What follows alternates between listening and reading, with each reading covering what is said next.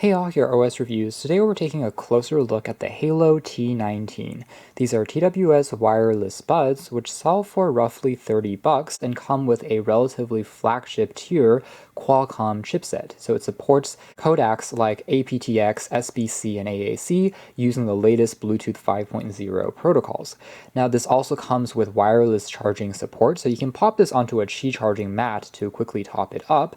The battery case combined will get you roughly 30 hours when on the road. They also have an auto play and pause sensor, so if you remove these from your head, the music will automatically pause and resume when you pop them back in. So quite a few interesting functions. And then just like other Haylou wireless headphones that we've seen before, it's compatible with their companion app that you can find for iOS or Android that gives you a few other special features like the ability to remap the controls to do things like adjust the volume, play, pause, whatever you use the most frequently. And there's also the ability for you to trace when you last wore the headphones. And they are using a haptic vibration sensor for the controls. So it's a touch control, not a physical button, but instead of being capacitive, it actually relies on vibration, meaning that you can click on it. You don't have to necessarily touch it with the flesh of your hand, but you can also wear a glove. As long as you give it a gentle tap, it will trigger and do the play, pause, or volume adjustments that you desire. And this company is actually a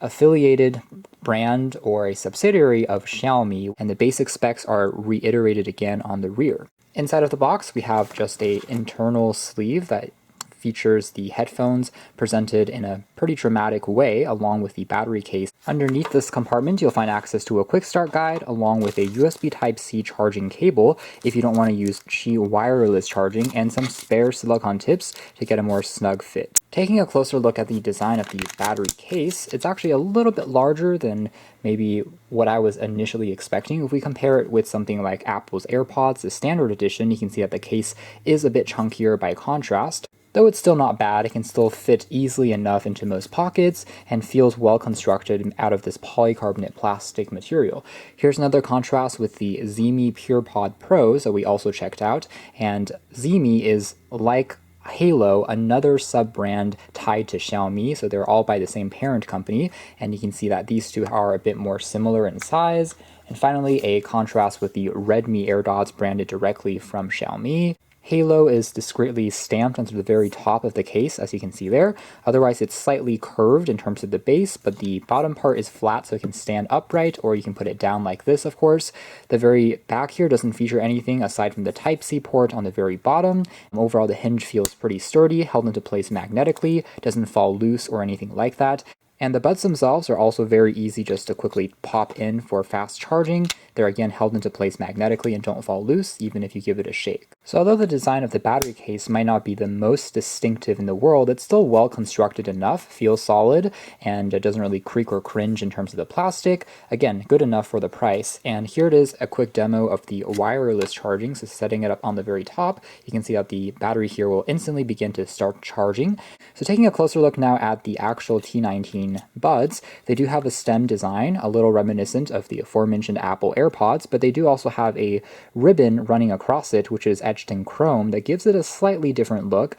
And on the base here, we have some of the microphones, the contacts for charging, and then on the side, we can make out the proximity ambient sensor that can detect if you're wearing these or not to autoplay and pause the music. And there's a few more microphones located on the edge that does help with the ambient noise cancellation if you're making calls. These are not active noise canceling, however, so they don't work in terms of listening to music and removing the background noise around you, but only for when you're calling and talking. It definitely helps, especially since the stem is pointing pretty close to your mouth, so the call quality is going to be one area these are above average. Silicone tips here also have a nice ergonomic tilt to them, and overall they're quite lightweight, but they still stayed in place very snugly when I was wearing them earlier for around 2 or 3 hours. They didn't cause any stress or strain. Here's a quick contrast with the aforementioned AirPods in terms of the stem length, really are quite similar. The weight and size are also par on par, so not too different there. Here's a quick look at the companion app called Haylou. So from here we can see that under devices, it should be showing up as the proper headphones once you connect it. Tapping inside, there's additional controls like changing what the left and the right side a double tap will do, so you can either change it to play and pause, previous song, or volume up and volume down. Although one thing I will say though is the only command that these have is a double tap, so maybe a single tap is a little bit easy to accidentally trigger, and that's why they chose having 2 taps, but I do wish they can also provide, say, 3 taps or 1 tap if you want to have additional features that you can use, since right now it's limited just to 1 command type. Otherwise, you can also change the EQ style, the sound signature, very quickly in terms of the default mode, which is balanced. There's going to be a vocal prominent mode, rock, classic, pop, and bass-centric can all be tuned and does make a slight difference on the sound. Finally, you can see the last location. It's using the geotagging of your phone and will show you address. If you actually tap on that, it will also show up Google Maps and tell you the location that it was last connected and worn at.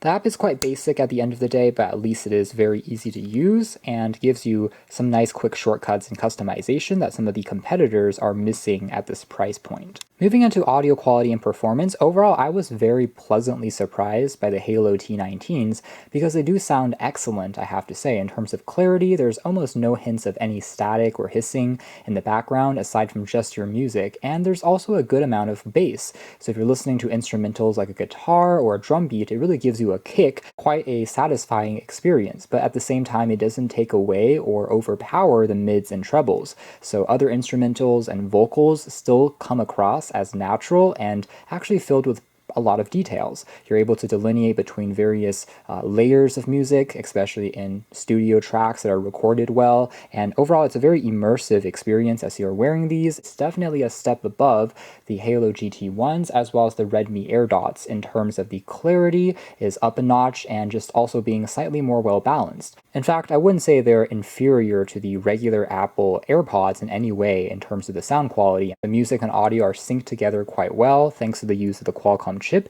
so I had no issues in terms of watching YouTube or Netflix on these, and it was still enjoyable. As far as gaming is concerned, they don't have a dedicated low latency mode or gaming mode like the aforementioned GT1 from before, which is interesting. In this regard, I do feel like some headphones with a dedicated low latency gaming mode might work even better, but by no means is it shabby, especially for watching movies and also for listening to music. These shine and don't really provide any problems in terms of connectivity.